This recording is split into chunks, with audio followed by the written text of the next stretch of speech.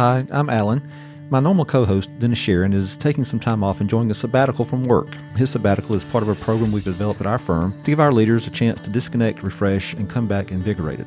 Since Dennis is out, we're going to rotate with some guest interviewers. This is guest host Diane Anderson, and on this episode, Alan and I got the chance to talk with Suzanne Thornburg. Suzanne is the president and CEO of Trailways, a bus touring company. Today, you'll get to hear her experience and lessons from leading a family-founded and family-owned business.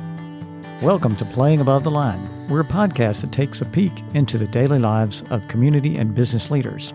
Each week, we uncover different views of the path to growth, leadership, and achieving success. I'm Dennis Sharon. And I'm Alan Cave. Dennis and I are both shareholders at Hartman, Blackman & Kilgore. We're a full-service accounting and business consulting firm. As CPAs, we've had the unique opportunity to work with many different leaders and decided we wanted a way to share their incredible stories that we've learned along the way. Suzanne, thank you so much for being here. Why don't you start just by telling us a little bit about yourself and what you're doing now? Sure, Alan. Well, thank you and Diane so very much for having me today. I'm excited that I was able to accept the invitation to come in and visit with you a little bit.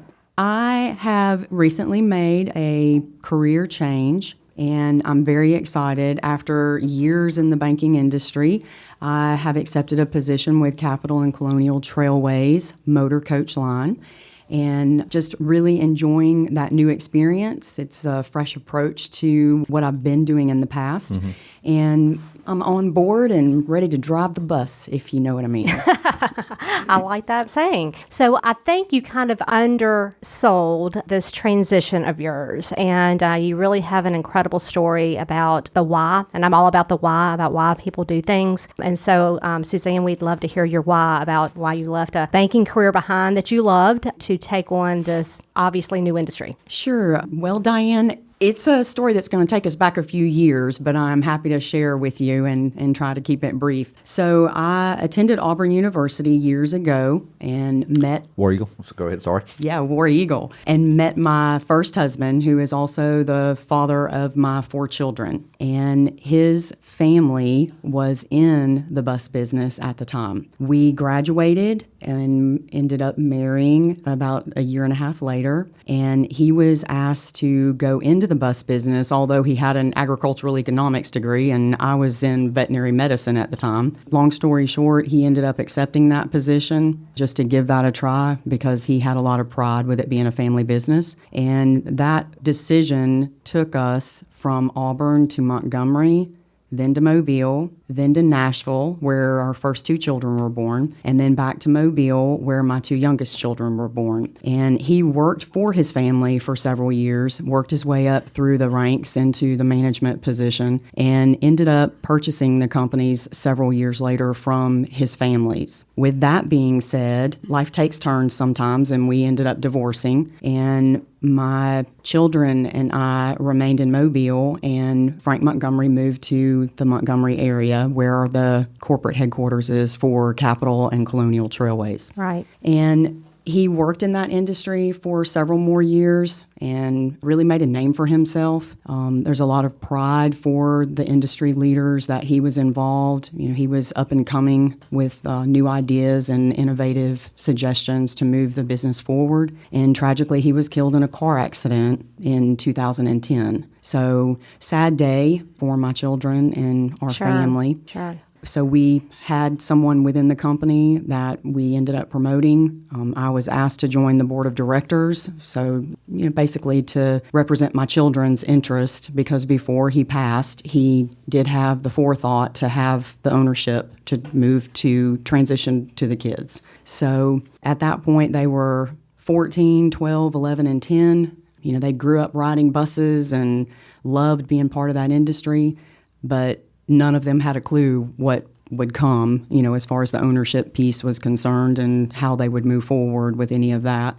So we did have a fantastic team of managers and employees who have a passion and a tenure in this business, and they've just kept things running in the right direction for years. And last year, after 8 years of being on the board of directors, helping to guide and govern the decisions of the company, on a higher level, of course, our president came to us and basically, he's been in the business for over 40 years and said, I'm ready to go fishing for a living. I've had enough. I'm ready to That's relax. And That's right.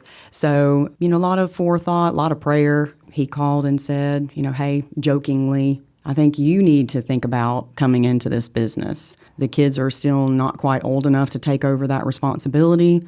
I think it would be great for you to learn more about it because they'll learn more from you. And I laughed. I thought, that's crazy. Sitting on the board of directors on a much higher level is different than the day-to-day activities of running a bus company. absolutely. It's a very highly regulated industry. A lot of things that have to be done, day to day. A lot of functions, a lot of people's lives that, you're making decisions about. So we ended up talking about it for several weeks. I remember going home and sitting down with my husband and, we poured a glass of wine, talk about our day all the time. And he asked me about the phone call that I got because I told him that I had received the phone call. And I said, you're going to laugh. This is crazy. It's the craziest thing I've ever heard of. They want me to think about coming and doing this. And he looked me dead in the eye and said, because he's such a great guy, honey, I think you're the perfect person to be considered in doing this responsibility. You have the greatest investment right now in protecting the employees that have worked for this family for all these years and protecting the interest of your children, and just moving the company forward. And he said, you love people. You've done this for so long. You love people. You love results. You're very sales culture driven. And he said, I think that it's a great opportunity, and I'm not laughing. I want you to really consider doing this. And so we prayed a lot about it, talked a lot about what ifs, because it does entail more travel than I've had to do before and being away from him. But my kids are now, you say they're grown, they're young adults, and they're amazing.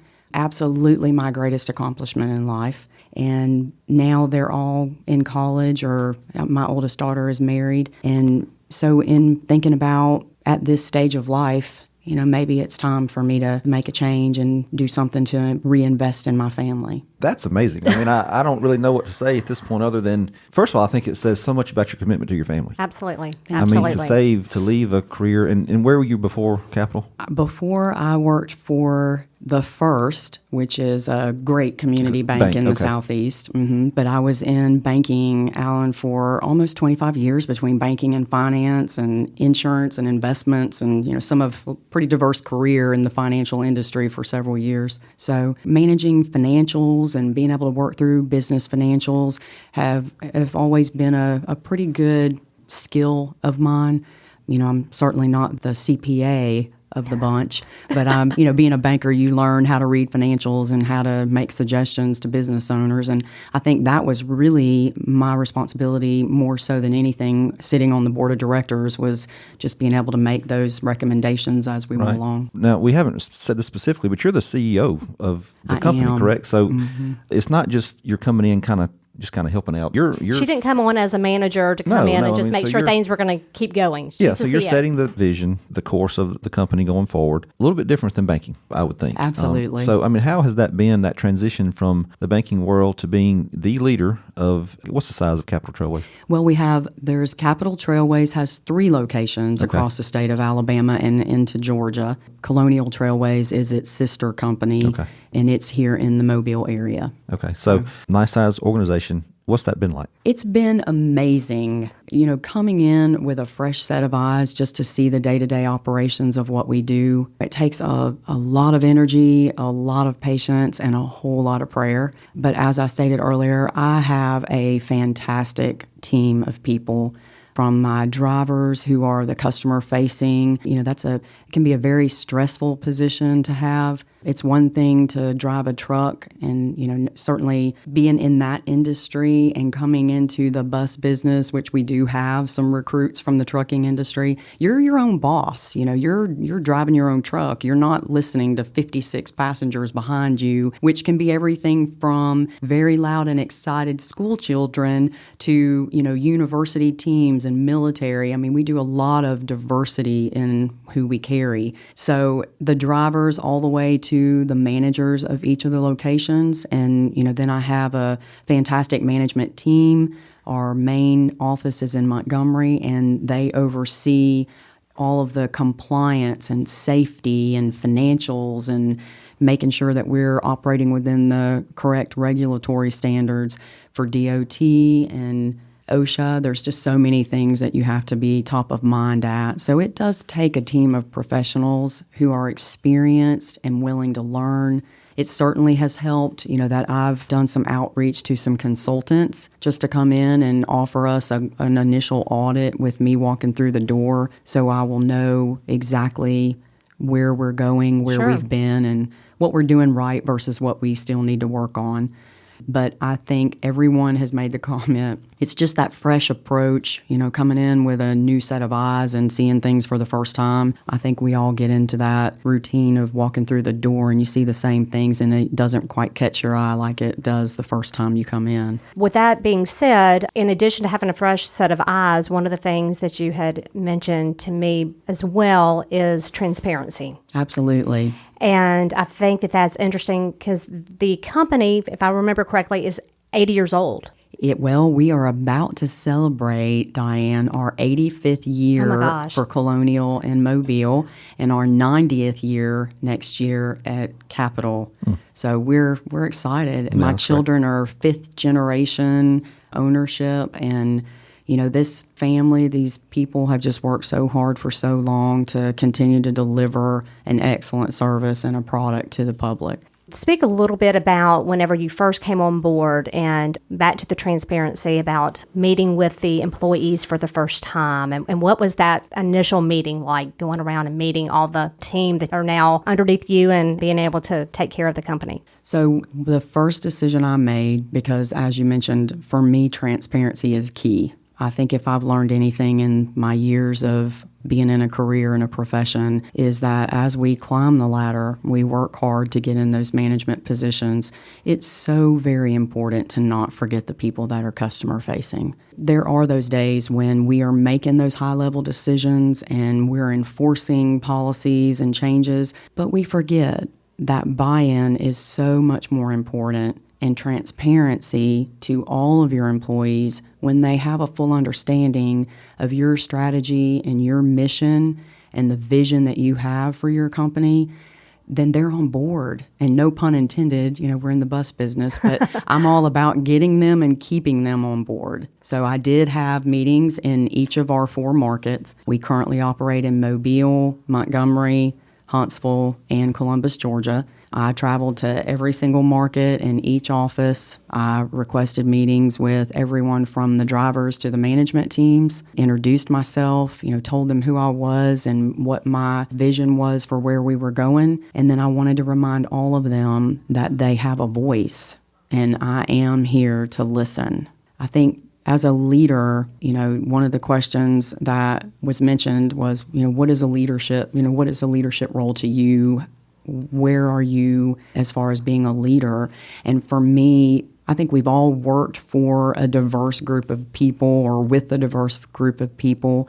And leadership to me is not being a boss or a bulldog. It's having transparency in the decisions that you're making. It's making sure that everyone has a full understanding of the strategy of that company, that they are spending their time and the time away from their families Sure. to dedicate, to the successful mission of that company. So I wanted to be sure that I told them exactly where I felt like we were going, and I asked for their suggestions. We brought the suggestion box back, which everybody's taken away because I think sometimes as bosses, You really do not want to know what they're as thinking. bosses, you don't want to know. You're just making decisions and saying, hey, you guys live with it. So for me, it was more about give me your feedback. Let me know what you're thinking. Tell me, because you're driving or you're processing payroll or you're in the compliance area, I'm not doing that every day, although I wish I had the time to learn each of their roles, because I'll tell you, when I started out in banking, for the first 2 weeks, I learned to work on the teller line, and as a manager would do just that as needed. Right.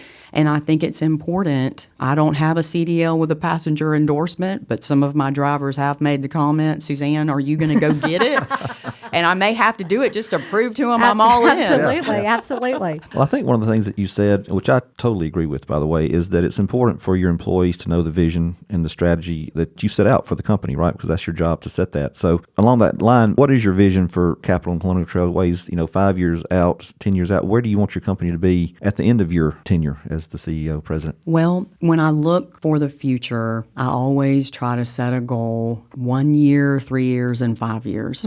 And so my 1 year goal was basically come in and learn everything I possibly could about all the day-to-day activities, the positions that each of my people hold, and then make sure that they have the tools and resources to do those positions effectively. I find that most of them do. There are a few who need a few extra things, and I'm working to get that for them because I think it maximizes the capability they have to do the job that they want to do for you efficiently as well as effectively. The 3-year goal for me will be to continue to shrink the age of our fleet. And, I'm kind of giving away some trade secrets, but I think it's important that we run the newest equipment that makes us the most revenue with the least amount of maintenance and operating expense. And that's one of the things you mentioned to me, that in regards to being transparent to your employees, is that one of your employees said, I never knew how much a new bus cost. That's right. And I think as employees, it's very easy to say, why do I not have the latest and most up-to-date technology, or why can't you go out and just replace a piece of equipment that needs to be replaced if it's deteriorating? And being able to explain to the employees just the cost and what all it takes, but then also the fact that you said it is a 3-year goal of yours to be able to provide them with safe equipment and equipment that they're going to be proud of to be driving and to be behind and being able to take the passengers. And you mentioned something about the passengers in regards to enjoying riding on the bus and having a good experience. So maybe you can talk a little bit about that. Absolutely. So with the equipment that is coming off of the line these days, there are so many other pieces of technology that have to go into that bus. So, you talk about Wi-Fi, we have satellites, you've got to have USB ports, but, a lot of the college teams and, the high school teams, those coaches, they don't want just one USB port. They've got to be able to charge multiple devices. They're taking 5 or 6 things with them when they go. So. That's right. So there are several things that have to go into considering purchasing a new piece of equipment. And where, a brand new bus right off the line without specifications we require, it averages about $500,000. And so that's a lot of money that you're putting somebody behind. So next time you get on a bus, Alan, traveling to your next event you're going to, right.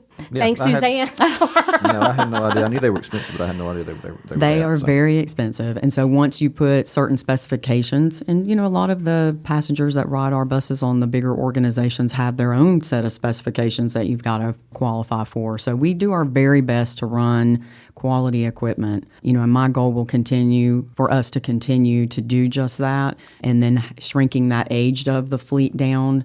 But, it takes time to do that. Sure. So that's part of my 3 and 5 year goal, Alan, is to continue just having quality equipment for us to continue to improve, the lesser age in the fleet, and make sure that the drivers, have continuing education around safety. One of the things these days that we are faced with adding into our safety program is you're seeing a lot more of these smaller powered vehicles on the road, especially in downtown New York, DC, those larger cities. A lot of these little mopeds and, things that are a little more difficult to see when you're driving a bus. So you just always want to be top of mind to how that industry is changing and how it's affecting you and your drivers. We were talking to a previous guest about social media and the 24-hour news cycle and that kind of thing. I mean, how has that impacted your industry? I would imagine it has. I don't know how exactly, but I would think it probably has. Tremendously. I will tell you that when I came on board, although that we have had very tenured employees, I think we've scratched the surface. And I think there's so much more opportunity there for us in getting the word out. The diversity in your investment in social media is of the utmost importance. I mentioned to you before we got started today that my children, I have 3 of them in college right now and 1 that's married. My oldest son is a senior at South in business and marketing, and he was able to come on board and do some interning with us over the summer just to try to help get us up to par, if you will, because there is such diversity even within the social media outlets. My kids tease my husband and I all the time that Facebook is for our generation. Right. Heard And that that's before. great. Don't get me wrong. I think some of them are still on Facebook, probably, scoping out what their parents are doing. Right. So, but Instagram and Twitter and, there's several others, Snapchat, even LinkedIn, you're seeing more and more of the younger generation using those outlets. And so it's important that we are remaining diverse in growing that part of our business. Technology affects every business every day in multiple ways. And so social media and just updating the website on a regular basis, keeping that content fresh is so important. Right. So we've really, really made some strides in that area. He is managing, the social media aspect of it for me now. And, I think having a younger person coming straight out of college with all that knowledge in their curriculum. There's no question. Yeah, it's amazing what we are all learning from each other. And I think that innovative idea and that, fresh approach and just coming together as a team at a table and saying, let's talk about this. And as a leader, not a boss, it's important to sit back and listen to those ideas that they're all interjecting to whatever it is we're trying to tackle. Mm-hmm. You mentioned, obviously, your son. Do your other children have any interest in the business? They have interest in the fact that they want to carry the legacy on. Like I mentioned earlier, it's their 5th generation of this family that's been doing this for so long. So, of course, the interest is there in making sure that the businesses remain successful. But I think at the end of the day, they are going to be just fine with the consideration of their older brother being the one that gets involved in the day-to-day activities. I have seriously considered reforming the board of directors so that I can get them more and more involved. But when we talk about big things, that happen within the day-to-day activities of the business, such as we're getting ready to buy buses or we need to sell some of the buses or, we're looking at updating our brand or, any major decisions such as that, I always pull them together. They're probably tired of my group text messages and me saying we need to have a conference call. They remind me all the time that, Mom, we're not your business associates. We're your kids. Just do it. So basically, a family meeting has a whole new meaning. Yes, They're probably it the only does. sophomores and junior at Auburn that have conference calls on their schedule. That's right. I got to go to my conference call now. That's Peace right. out. And if I'm in Montgomery, they're at Auburn, and I'll call and say, hey, we're having a business meeting or a team meeting. You need to come. And they're like, Mom, are you sure? I said, yeah, because everybody loves my children. They grew up in these businesses, and, there are people there that saw more of them, than I saw of the employees because, Frank and I had divorced, and I remarried this great guy, and, we live in Fairhope now. And so being in banking and kind of being away from that for a long time, my kids come back into the offices and, it's hugs and, oh my gosh, look how big y'all are. And it's just great. It's a family atmosphere.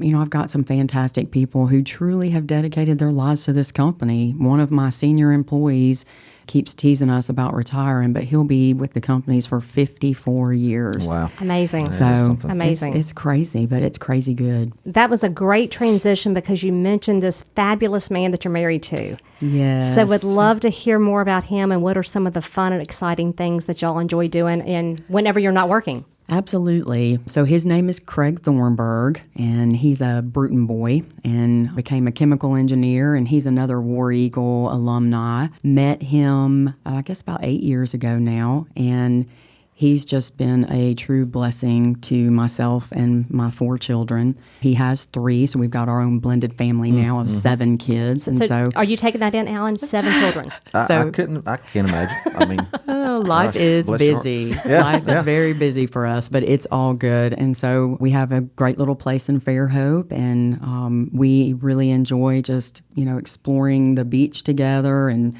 love to travel and take in all of God's artistry, and just a great sunset. Last night was a great sunset, by the way. We have some fabulous sunsets in Fairhope. We're do. very blessed. Sure do. Yes. So travel, obviously family time. Anything else you do to disconnect and kind of get away from the day-to-day stresses of running a company? Well, I think road therapy has become a friend for me. You know, my husband laughs about road therapy. I mean, you're really just traveling a lot these days, but it allows me to take a lot of things to prayer and just ask for wise choices and intelligent decisions in what we're doing going forward. And I think that has really been a blessing of its own in an odd way for some.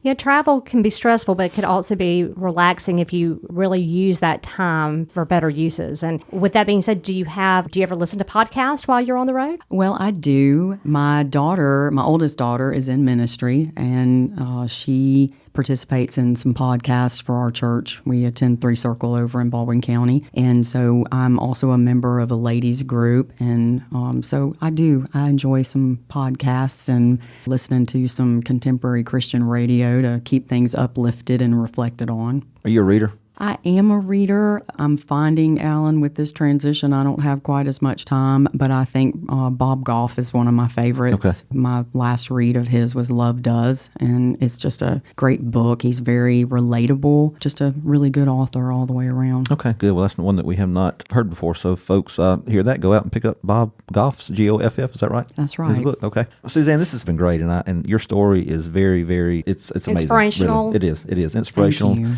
And I wish we could stay and talk longer. We can't, but I do have one more question for you as Sure. we wrap our time up. If I could give you the ability right now to say something that the entire world would hear, in other words, you can speak to the world, what would you tell them? That's one of those questions you just can't answer real quickly. No, you can't. But reflecting on that, I think if there was one thing that I could tell the world, Alan, it would be treat each other with kindness, because we get so busy. Life is just busy and crazy, and we use all these excuses for tasks. We just don't take enough time to treat each other with kindness. Diane, not a better way to end it. Absolutely. Thank you so much, Suzanne. It's Thank been a you. pleasure. Thank you so much, both of you. Follow Capital Trailways on Facebook by clicking the link in the show notes. If you want to book a tour, head to their website, capitaltrailways.com. Well, thanks for listening to our podcast today. To never miss an episode, subscribe to Playing Above the Line at iTunes and anywhere else you get your podcast. And be sure to leave us a rating. We'd love to know what you think about our show. To contact us or to stay connected, follow us on social media at HBKCPAS on Twitter, Instagram, and Facebook. Thanks for listening.